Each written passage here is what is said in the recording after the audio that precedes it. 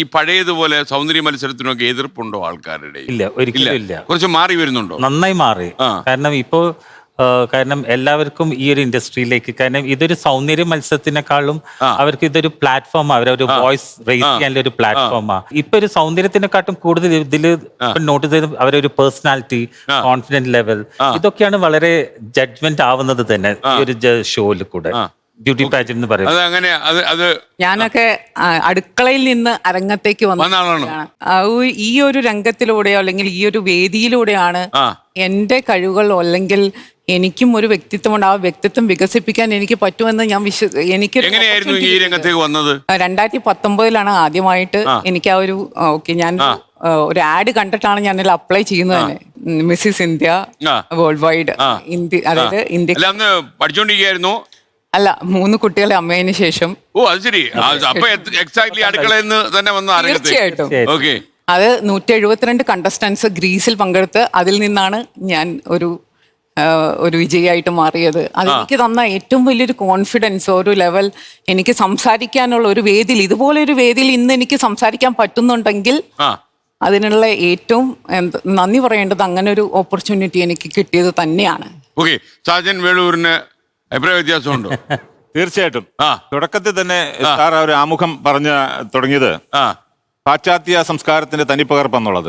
അല്ല, അതങ്ങനെ വിമർശനം എന്ന് പറഞ്ഞാൽ അത് ഇന്നും അച്ചട്ടായിട്ട് തന്നെ നിലനിൽക്കുന്ന ഒരു വിമർശനമാണ്. കാരണം ഈ സൗന്ദര്യ മത്സരങ്ങൾ കൊണ്ട് ഇന്ന് നമ്മുടെ ലോകത്തിനോ നമ്മുടെ രാജ്യത്തിനോ അല്ലെങ്കിൽ നമ്മുടെ സമൂഹത്തിനോ ഇവർ നൽകിയിട്ടുള്ള നല്ല സംഭാവനകൾ എന്തൊക്കെയാണെന്ന് അവർക്ക് അക്കം വിട്ട് പറയാൻ പറ്റുമെങ്കിൽ ഞാൻ ഇതിനെ എതിർക്കത്തില്ല.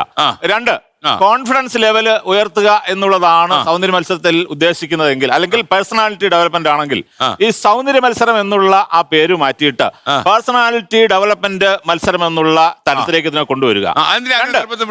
അല്ല, അത് സൗന്ദര്യം ഞാൻ പറയട്ടെ, ഭൂമിയിൽ ഒരു മനുഷ്യനെ ദൈവം സൃഷ്ടിച്ചാക്കുമ്പോൾ അവർക്ക് അവരുടേതായ ഓരോ ശാരീരികമായ അവസ്ഥകൾ അല്ലെങ്കിൽ അവരുടെ ഒരു സൗന്ദര്യ ലെവൽ നൽകിയിട്ടുണ്ട്.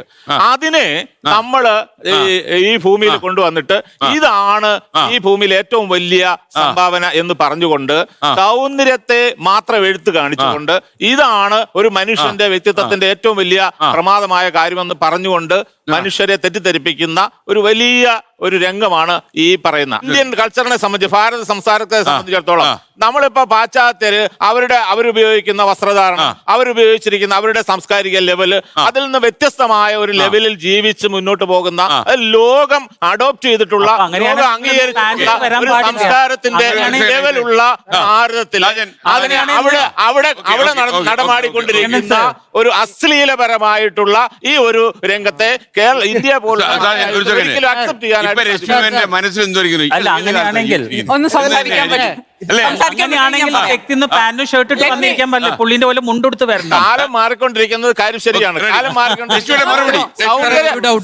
കാലം മാറുന്നതിന്റെ ഒരു അളവുകോലെന്ന് പറയുന്നത് ഈ സൗന്ദര്യ മത്സരം.